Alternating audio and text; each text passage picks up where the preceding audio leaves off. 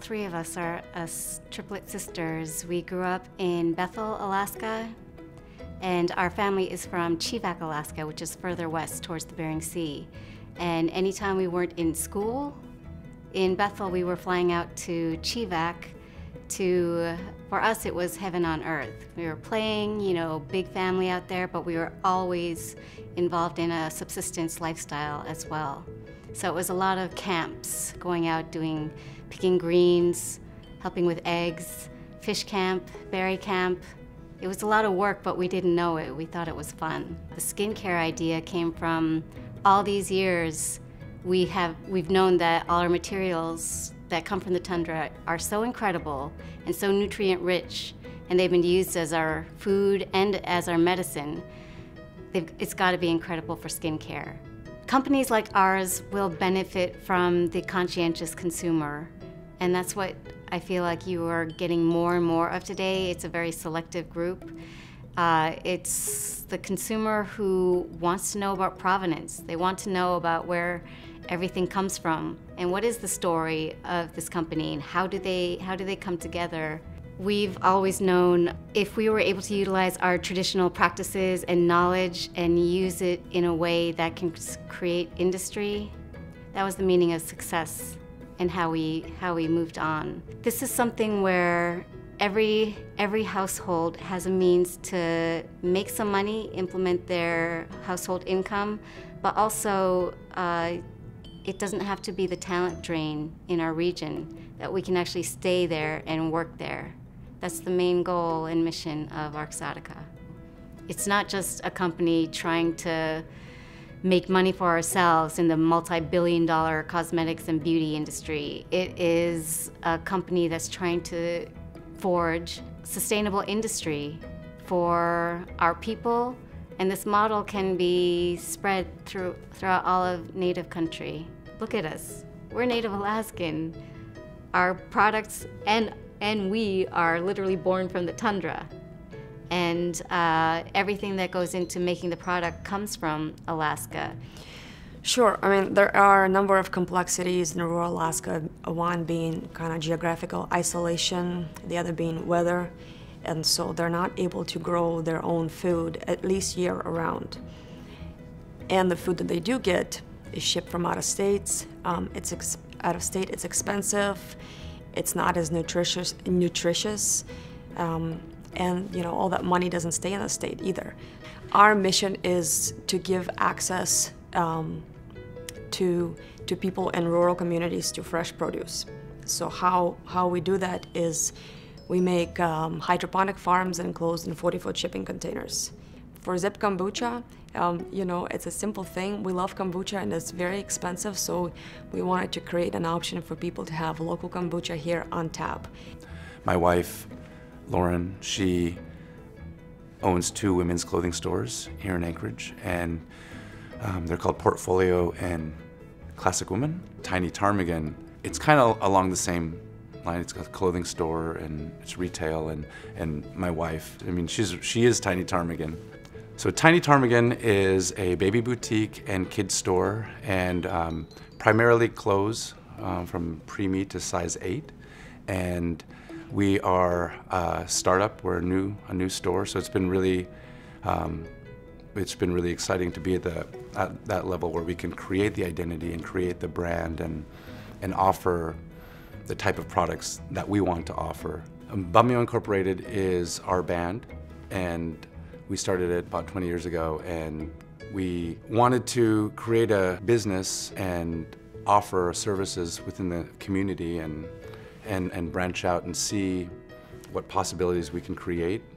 When we started in our early days, my Yupik grandmother, I just remember the first time she realized that was a business. Like, she was like, "You get paid to Eskimo dance?" And I was like, "Yeah." She's like, and she just started laughing, and she's like, "Wow." She's like, "That's good." And then she said, "Just always make people laugh. Always make people have fun. That's what it's about." And so we try to do that, and it's a good, it's good for the band and for artistically, but it's also a good business model. I started in the restaurant business as the first generation American immigrants come from Greece. They always start a restaurant, and so I always call that my first education until I went to university and studied medicine. And then I've combined the two, medicine and Greek and Italian cuisine, in creating Bambinos. Nutrition for infants and toddlers at their development age, making it super convenient for parents. The ingredients that we use in our products are majority are Alaskan grown. As we continue to grow and expand, we have farmers that are willing and ready to plant and harvest for us. We use Alaskan sustainable seafood. So both of those two wonderful portions of our ingredients kind of give the baby food the special attention that it needs, just as the type of attention that a parent would put in their own baby food that they would make. My biggest risk was stopping medical school and changing into becoming a baby food manufacturer. And completely different direction than I had anticipated in life. I never knew that this is what I was going to do, but yet I think that was one of the best choices I've ever made. I sometimes feel like you can only call yourselves that when you're truly successful and viable, but you know, it's our baby and I still put everything I can into it. And so, yeah, I mean, as long as the dedication is there. When I was reading that question, I was like, that's very interesting, because I was sitting there filling out my LinkedIn profile and wondering what should I put, because, you know, I've got several things going. How do I say that in one statement? And I said, should I put entrepreneur in there? I don't know. Am I one? I have no clue, because usually you think of Silicon Valley, tech, making lots of money, you know, that whole thing. But then I thought about it and kind of the definition that I just gave you. And I'm on my 4th business now, so I said, you know what, I'm putting it. And maybe it's fake it until you make it, but I put it in there, and you know, I think it fits. I see myself as someone who wants to do something good, that supports the community, sees a need, and what is that need? The need is children nutrition. You see so many people battling allergies, obesity concerns.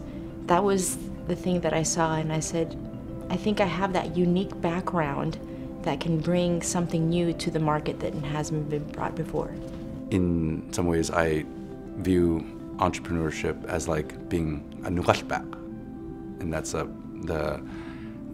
like the provider, the person who is going out and bringing, you know, things to the community and to the entire community, and you develop that relationship, and the people in the community honor that relationship.